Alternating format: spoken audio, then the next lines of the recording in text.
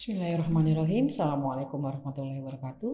Hai Sobat Podcast. Hari ini kita ketemu lagi dalam rangka kegiatan untuk bagaimana mengenal lebih dekat tentang Prodi 3 Kebidanan. Sebelumnya saya akan ada pantun dulu untuk Sobat Podcast. Makan durian di alang-alang lebar. Sahabat Podcast yang keren, apa kabar? Kali ini sebelum kita ada pepatah mengatakan bahwa kalau tak kenal maka tak cinta, kalau tak cinta maka tak sayang. Nah hari ini Boros akan memperkenalkan diri terlebih dahulu bahwa Boros adalah Kaprodi 3 Kebidanan yang pada kali ini akan melakukan dialog dengan salah satu pengurus IBI kita yaitu Ibu Yuli Bahriah. Apa kabar Bu Yuli Bahriah? Alhamdulillah sehat. Sebelum kita mulai bincang, ada baiknya Bu Yuli Bahriah untuk memperkenalkan diri dulu Bu. Mungkin Ibu Yuli selain dari selaku bidan profesional juga Bu Yuli sebagai memegang jabatan struktural di IBI. Silakan Bu Yuli. Baik, terima kasih Bu Ros untuk kesempatan yang diberikan kepada saya pada pagi hari ini. Assalamualaikum warahmatullahi wabarakatuh. Selamat pagi sahabat podcast semua. Pagi hari ini saya bersama Bu Ros ketemu di ruang ini, diberikan kesempatan untuk sedikit berbincang-bincang mengenai kebidanan tentunya. Jadi perkenalkan, nama saya Yuli Bahriah. Saya sekarang di organisasi diamanahkan menjadi pengurus IBI Cabang Kota Palembang sebagai sekretaris IBI Cabang Kota Palembang. Selain itu juga saya juga bekerja sebagai praktisi dan buka praktek juga Bu Ros, karena basic dasar saya itu bidan, jadi saya alhamdulillah mempunyai praktek. Praktek ya Bu? Iya, praktek di klinik sendiri. Seperti itu Bu Ros mungkin perkenalannya. Terima kasih Bu Yuli. Sebagai informasi juga kami informasikan kepada Sobat Podcast bahwa di Universitas Muhammadiyah Ahmad Dahlan berdiri yang namanya Prodi D3 Kebidanan. Nah, di mana salah satu Prodi D3 Kebidanan kita adalah Prodi Kebidanan yang sudah lama Bu Yuli. Kemarin kita berdiri sebelum adanya bidan itu kita buka SPK. Kemudian ada program pendidikan bidan baik swadaya maupun dari pemerintah yang kalau dulu Bu Yuli kita dari PP Swadaya itu langsung jadi pegawai negeri Bu Yuli. Jadi dari SPK 3 tahun kemudian lanjut dengan D1 bidan dan itu pun langsung diterima sebagai pegawai negeri. Nah, terkait dengan informasi tersebut bahwa seiring dengan kebutuhan tenaga bidan di daerah ataupun di kota, jadi salah satu usaha institusi kami dari Universitas Muhammadiyah Ahmad Dahlan yang dulu disebut dengan Sekolah Tinggi Ilmu Kesehatan Bu Yuli, kemudian dimerger menjadi Sekolah Institut Ilmu Kesehatan dan Teknologi Muhammadiyah. Kemudian juga baru bulan Desember kemarin kami resmi juga menjadi Universitas Muhammadiyah Ahmad Dahlan. Yang terdiri dari beberapa program studi. Nah, salah satunya adalah program studi D3 Kebidanan yang memang berdiri sudah lama dan alhamdulillah Bu Yuli untuk pendidikan kebidanan ini kami mendapat akreditasi dengan predikat unggul. Alhamdulillah ya. Mungkin salah satu di Palembang ya, yang mendapatkan akreditasi. Dari salah satu unggul dengan akreditasi unggul. Kemarin juga Bu Yuli kami mintai sebagai Bu Yuli kemarin pada saat akreditasi dimintai keterangan informasi terkait dengan Prodi Kebidanan. Dan sahabat podcast kami perkenalkan juga bahwa kami selama membuka program studi, selain memang kita ada beberapa kegiatan selama sekolah, salah satu tempat praktek kami ada tempat Bu Yuli ya, Bu Yuli ya. Jadi alhamdulillah kami juga menempatkan mahasiswa kami untuk berpraktek di tempat Bu Yuli Bahriah sehingga harapannya untuk kompetensi terpenuhi. Jadi yang perlu kami sampaikan juga Bu Yuli kepada sahabat podcast kita pagi ini bahwa Prodi Kebidanan ini mempunyai unggulan asuhan kebidanan holistik. Nah, alhamdulillah jadi pada saat ini banyak lulusan kita sudah mendirikan tempat dalam bentuk entrepreneur, tempat praktik, bukan praktik Bu Yulia sekarang tidak diperkenankan Bu Yulia sesuai regulasi. Mereka membuka kewirausahaan karena kita memang keunggulan kita adalah asuhan holistik kebidanan, jadi mereka bisa membuka tempat misalnya baby spa. Kemudian apalagi Bu Yuli kalau yang berurusan holistik selain baby spa, hipno, pijat bayi. Hipno dan pijat bayi. Nah, terkait dengan hal itu Bu Yuli, karena informasi di masyarakat ini bahwa berkembang bahwa D3 bidan ini mau tutup Bu Yuli. Nah, padahal sebenarnya dari regulasi pemerintah yang menyatakan bahwa untuk tenaga kerja bahwa masih banyak dibutuhkan untuk dari D3 vokasi. Benar, dari D3. Nah, untuk itu kami minta tanggapan dari Bu Yuli bagaimana terkait dengan informasi atau regulasi tersebut terhadap dengan informasi yang berkembang bahwa D3 ini akan tutup. Nah, padahal sebenarnya sangat dibutuhkan. Silakan Bu Yuli berikan informasi terkait hal tersebut. Baik, terima kasih Bu Ros. Jadi terkait informasi mengenai kalau D3 itu akan ditutup sebenarnya enggak ya Bu ya. Karena belum ya Bu ya, tidak Bu ya. Enggak, karena kebutuhan vokasi itu masih sangat tinggi, terutama di instansi seperti rumah sakit ya Bu, kemudian klinik-klinik bersalin yang memang membutuhkan banyak vokasi. Karena vokasi ini kan memang keterampilannya kan lebih banyak kalau pada saat mereka menempuh pendidikan dibandingkan yang tahap sarjana. Jadi sampai saat ini vokasi itu untuk peluang kerja sangat tinggi sekali sebenarnya. Dan dari vokasi juga ketika mereka mau bekerja karena mereka sudah mempunyai SIM ibaratnya ya, surat izin tanda registrasi STR ya Bu, begitu dia tamat jadi mereka sudah bisa langsung bekerja setelah mereka dinyatakan lulus dari pendidikan dan lulus uji kompetensi. Dengan SIM atau STR yang mereka miliki itu mereka sudah bisa untuk bekerja di instansi-instansi yang mereka ingin tuju ya. Jadi semua paskes itu sebenarnya masih banyak membutuhkan dari unsur vokasi tersebut dari D3 seperti itu Bu Ros. Terima kasih Bu Yuli. Berarti memang anggapan masyarakat yang beranggapan bahwa D3 ini tidak bisa bekerja. Tidak seperti itu ya Bu ya. Nah, ini sahabat podcast boleh kita sama-sama dengarkan secara langsung dari Bu Yuli selaku memang pengurus Ikatan Bidan, kemudian juga dari tenaga pendidik serta yang membuka praktek klinik ya Bu Yuli ya, bahwa sebenarnya untuk lulusan D3 itu masih sangat dibutuhkan. Benar. Masih sangat banyak sekali peluang kerja yang dibutuhkan untuk D3 kebidanan terutama karena ya dari segi keterampilan untuk D3 itu lebih mumpuni. Ya, bukan berarti yang tahap sarjana tidak, tapi memang untuk tahap keterampilan mereka akan lebih banyak praktek dibandingkan teori di lapangan. Seperti itu dari kurikulum pun seperti itu. Nah, kemudian dari segi salari juga Bu, kalau instansi paskes itu kan lebih berat kalau mau menggaji yang tingkat sarjana semua. Jadi memang dari D3 untuk terutama PMB ya Bu, itu malah lebih banyak merekrut yang adik-adik dari D3. Seperti itu. Nah, sahabat podcast mungkin kami perkenalkan dulu bahwa kami menggunakan kalimat PMB ya Bu ya. PMB itu adalah praktek mandiri bidan.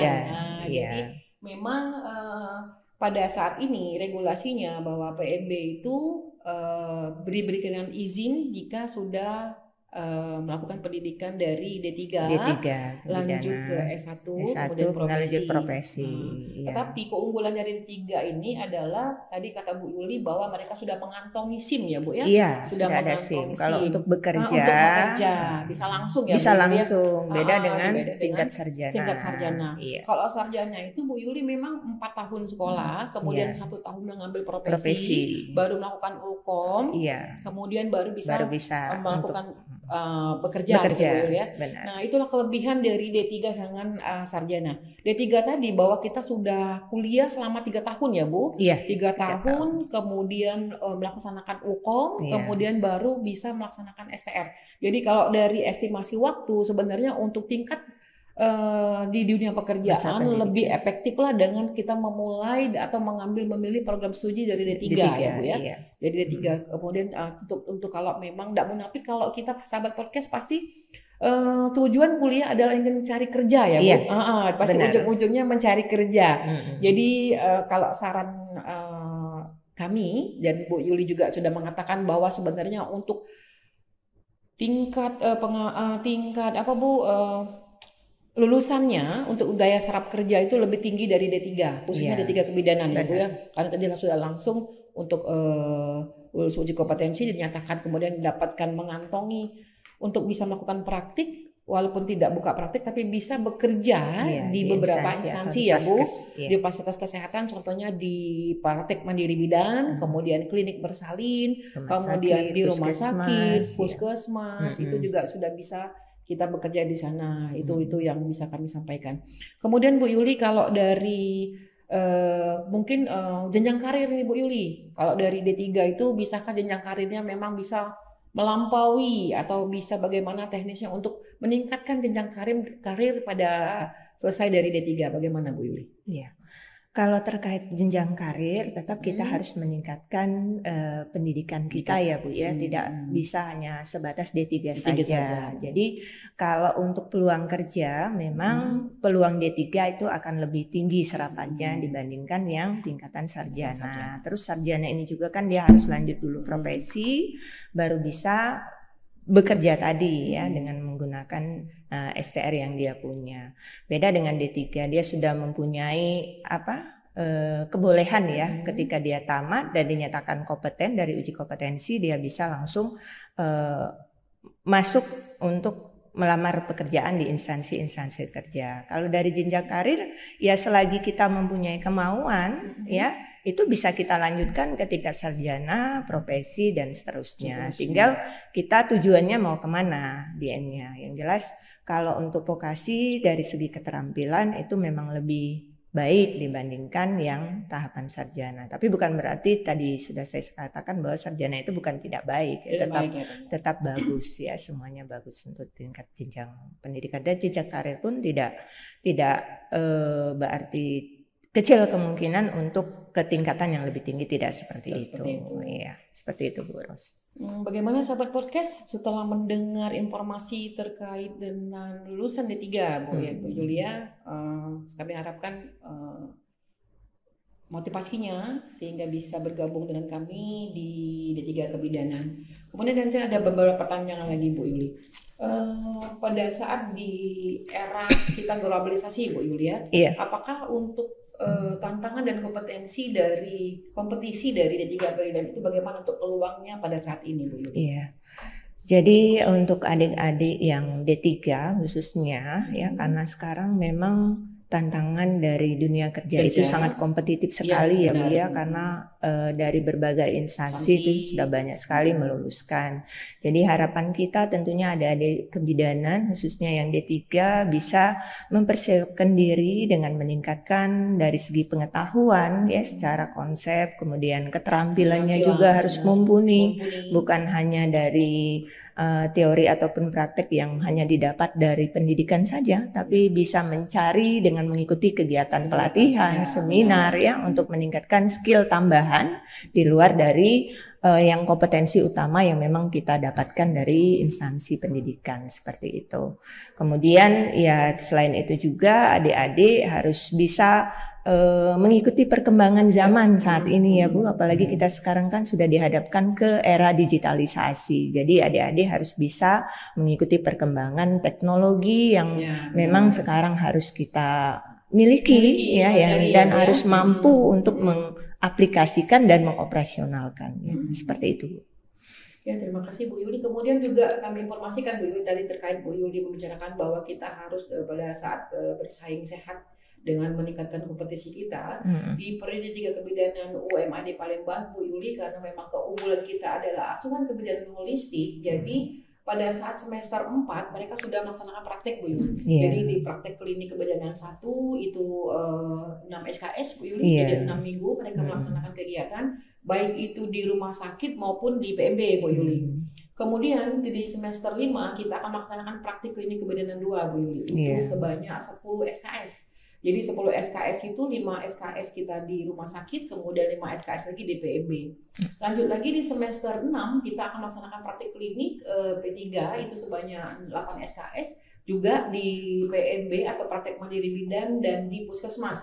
Jadi tadi untuk meningkatkan keterampilan Bu Yuli tadi sudah katakan bahwa selain memang dari akademik, kami juga sudah meningkatkan kualitas mahasiswa kami dengan meningkatkan tadi praktek klinik kebidanan. Setelah itu juga selain memang itu Bu Yuli, kami juga ada kegiatan namanya seminar. Jadi untuk menunjang unggulan program studi holistik dalam kebidanan, kami adakan seminar terkait dengan holistik. Jadi kemarin itu Mom and Baby Spa, kemudian pijat bayi. Nah, sertifikat itulah Bu Yuli harapannya alumni kami bisa membuka entrepreneur kewirausahaan mereka. Bagus itu Bu Ros. Jadi itu bagian dari tambahan untuk keterampilan mereka ya Bu Ros ya. Karena sekarang memang diharapkan TPMB itu bukan hanya melayani yang sifatnya yang memang kompetensi dasar kita, tapi ada unggulan atau tambahan di luar itu. Jadi itu merupakan bagian dari inovasi ya, inovasi dari TPMB itu untuk sebagai daya tarik lah ya dari klien-klien kita supaya mau untuk bergabung atau datang ke tempat kita seperti itu. Itulah kelebihan memang kalau kita bisa bergabung di sini, Sobat Podcast. Kami harapkan untuk mungkin untuk anak SMA Bu Yuli yang saat ini masih bingung mencari bagaimana nih lapangan pekerjaan yang saat kebidanan salah satu pilihannya Bu ya.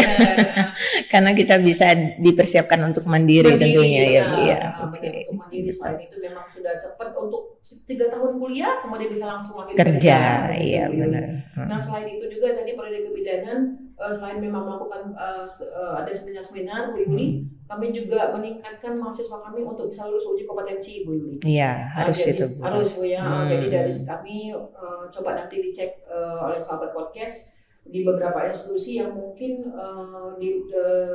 yang melakukan peningkatan kelulusan kompetensi itu Bu Yuli. Jadi alhamdulillah Bu Yuli kami semakin setiap tahun itu bertingkat atau persentasenya meningkat. Alhamdulillah kami juga nanti pada saat pelaksanaan UKOM mendekati UKOM itu kita ada namanya tryout internal. Ya benar Bu Yuli, untuk mempersiapkan mahasiswa kita ya Bu ya. Ya benar. TO internal itu sebanyak 3 kali, kemudian juga dengan eksternal Bu Yuli kita asosiasi kebidanan Indonesia AIPKIN. Berikut juga dengan AIPKEMA, asosiasi pendidikan kebidanan Muhammadiyah. Itu jadi keunggulannya Bu. Kalau di beberapa institusi umum itu kita tridharma ya Bu ya. Tapi kalau di Muhammadiyah Bu kita catur dharma Bu. Jadi selain memang pendidikan, pengajaran, penelitian dan pengabdian masyarakat serta al-Islam Muhammadiyah. Nah, jadi itu Bu Yuli kelebihannya dari kita di Muhammadiyah. Selain memang dunia kita akhirat juga kita cari. Benar. Nah, itu jadi selain memang karena hadis juga mengatakan bahwa negara itu akan rusak jika ibunya tidak bagus ya Bu. Iya. Saya potong itu mohon mungkin ada yang beberapa sahabat podcast yang mendengar cakapan kami kali ini. Jadi kalau dimulai dari ibu berarti kita mulai dari pada saat kita proses jadi seorang ibu bagaimana. Nah di pendidikan bidang D3 kebidanan UMAD ini Bu Yuli kami juga sudah memperkenalkan bagaimana itu akan berproses. Jadi dunia akhirat kita cari dengan cara kita mendidik anak-anak bidan itu bagaimana menjadi bidan yang profesional, Islami gitu dan mampu berdaya saing baik nasional maupun internasional. Jadi juga kita Bu Yuli untuk berdaya saing yang internasional kami juga sudah memberikan mata kuliah baik itu bahasa Arab maupun bahasa Inggris. Jadi bahasa Inggris itu Bu Yuli kami mulai dari semester 1 EPP kemudian sampai semester 6. Jadi harapannya pada saat nanti mereka lepas dari pendidikan mereka bisa mengantongi tadi bisa apalagi sekarang pasar bebas ya Bu Yuli. Benar. Jadi mahasiswa kita bisa keluar pun maupun sebaliknya. Jadi kami informasikan kepada sahabat podcast bahwa alumni kita Bu Yuli ada yang sudah di Jepang, alhamdulillah, kemudian juga ada di Arab. Selain itu juga mereka sudah banyak profesi, sudah banyak yang membuka lahan praktek khususnya untuk kewirausahaan di bidang baby spa, pijat bayi, apalagi tadi Bu Yuli, baby spa, kemudian yoga, hipnobirthing. Jadi memang kebutuhan masyarakat khususnya ibu-ibu muda untuk bagaimana untuk memberikan asuhan pola asuh kepada anak dimulai dari hamil, kemudian lahir sampai bayi menjelang balita itu juga sudah ada beberapa pelatihan. Jadi secara konvensional tadi kata Bu Yuli, selain memang secara konvensional asuhan itu kita berikan seperti itu, ada lagi tambahan tadi ya Bu Yuli yang memang pijat. harus seperti itu. Jadi kita bukan mencetak, misal begini Bu Yuli, kalau dulu kita kalau ada bayi yang demam, misal Bu Yuli kita panggil pijat ya Bu Yuli. Iya, untuk pijat bayi. Ke dukun ya Bu ya. Karena sekarang nggak lagi ke dukun, tapi ke bidan yang memang sudah profesional ya Bu ya, untuk memberikan penanganan tersebut. Iya, benar. Yang mereka memberikan asuhan itu, mereka kan belajar dulu ya Bu Yuli. Benar. Bagaimana titik-titik, bagaimana anatomi tubuh bayi itu untuk dilakukan pemijatan, sehingga mereka menggunakan ilmu Bu Yuli, bukan turunan. Benar. Nah, coba kami minta pendapat Bu Yuli selaku juga pengurus IBI, bagaimana keterkaitan dari pemerintah untuk menunjang asuhan seperti itu Bu Yuli. Iya. Jadi memang sekarang ini kan ya seperti yang sudah saya sampaikan tadi, bahwa kebutuhan tenaga kesehatan itu serapannya masih sangat tinggi, terutama dari D3 kebidanan ya, vokasi. Jadi dari pemerintah juga ya harapannya kita terus meningkatkan ya SDM kita, bukan hanya sebatas D3 saja, lanjut terus ke tingkat sarjana dan profesi tentunya sebagai modal untuk kita berpraktek nantinya. Apalagi sekarang aturan sudah keluar nih Bu Ros, harus untuk praktek mandiri itu diwajibkan profesi. Sahabat podcast, tadi sudah kita dengarkan beberapa informasi terkait dengan lulusan D3 kebidanan. Nah, untuk yang terakhir kali Bu Yuli, ini kami mintakan coba pesan dan harapan dari IBI untuk masa depan atau tindak lanjut atau keberadaan dari mahasiswa Diploma 3 Kebidanan. Silakan Bu Yuli. Oke, baik Bu Ros, terima kasih. Jadi harapannya tentunya kami dari profesi sangat menghimbau sekali, terutama adik-adik yang dari D3 Kebidanan, agar bisa terus meningkatkan pengetahuan, kemudian meningkatkan keterampilannya, serta terus mengikuti perkembangan teknologi yang ada sekarang ini. Karena adik-adik sekarang dunia kerja sangat kompetitif sekali. Jadi kalau adik-adik tidak mempersiapkan diri ya untuk bersaing di dunia kerja, adik-adik tidak akan bisa diterima dimanapun tempat adik-adik yang ingin dituju ya. Jadi dengan mempersiapkan diri, dengan meningkatkan keterampilan yang mumpuni, dan harapannya ketika adik-adik mau bekerja, adik-adik bisa bersaing dengan rekan-rekan yang lainnya ya. Dan tentunya ketika kita sudah bekerja ya, tetap harus menjaga etika. Salah satunya jangan hanya mampu di keterampilan atau sebatas keilmuan saja, tapi etika juga itu adalah bagian dari yang memang harus kita miliki ya. Kemudian untuk adik-adik semua dan sahabat podcast tentunya bisa memilih ya tempat yang memang baik ya, terutama akreditasi ya Bu Ros, karena kalau kita mau bekerja itu akan dilihat salah satunya akreditasi ya dari lulusan di mana kita menjalankan pendidikan. Jadi jangan sampai nanti adik-adik tidak tahu tuh ya akreditasi dari tempat-tempat adik melanjutkan ya, Bu, pendidikannya, tingkatan akreditasinya seperti apa. Jadi harus jelas ya, dari akreditasi itu harus dipastikan minimal baik sekali, apalagi di umat ya Bu ya, itu akreditasinya sudah unggul atau ya. A Bu. Iya, jadi tentunya itu merupakan pilihan yang baik untuk dituju. Itu saja mungkin Bu Ros. Berarti Bu Yuli menyarankan untuk lulusan SMA itu untuk harapannya agar dapat bergabung dengan kami ya Bu Yuli ya. Pasti cari tempat yang sudah terakreditasi baik dan unggul seperti itu.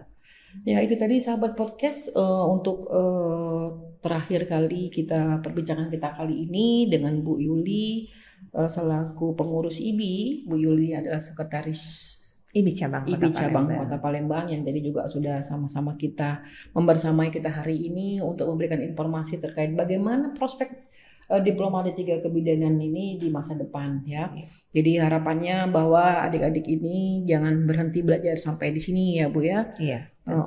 Semoga nanti juga akan memilih tempat program studi yang memang benar-benar tersertifikasi ya Bu ya, sehingga bisa mengantongi ijazah yang nanti dapat digunakan pada saat di dunia kerja. Ya, terima kasih banyak Bu Yuli atas kehadirannya hari ini. Sama-sama Bu Ros. Semoga penjelasan Bu Yuli itu dapat bermanfaat dan secara komprehensif menjelaskan tadi bagaimana ke depan bidan, kemudian bagaimana memilih tempat sekolah atau studi lanjutnya yang baik sehingga harapannya nanti terpenuhi kebutuhan-kebutuhan sesuai dengan harapan masyarakat ya Bu Yulia. Kemudian juga nanti kami harapkan bahwa untuk lulusan diploma 3 kebidanan maupun calon mahasiswa lulusan SMA yang ingin berkarir di bidang kebidanan itu segera bergabung dengan kami. Ya. Tadi diawali dengan pantun Bu Yuli. Jadi sekarang kita akhiri pantun. Oke. Tap-tap Tanjung Atap. Cakep. Seberang Ulu Tanjung Batu. Cakep. Sahabat podcast duduklah mantap-mantap. Kami akan akhiri sesi kita terlebih dahulu. Iya. Umat pilihan nomor 1. Iya, the best. The best. Ya. Kami akhiri dengan pertemuan kita bersama-sama dengan melepaskan lepas hamdalah. Alhamdulillahirabbil alamin. Kami mohon maaf dari kami, Bu Ros dan Bu Yuli, yang pada saat hari ini sudah berbincang dengan sahabat podcast. Kami akhiri dengan wassalamualaikum warahmatullahi wabarakatuh. Oke, makasih Bu Ros. Ya, sama-sama.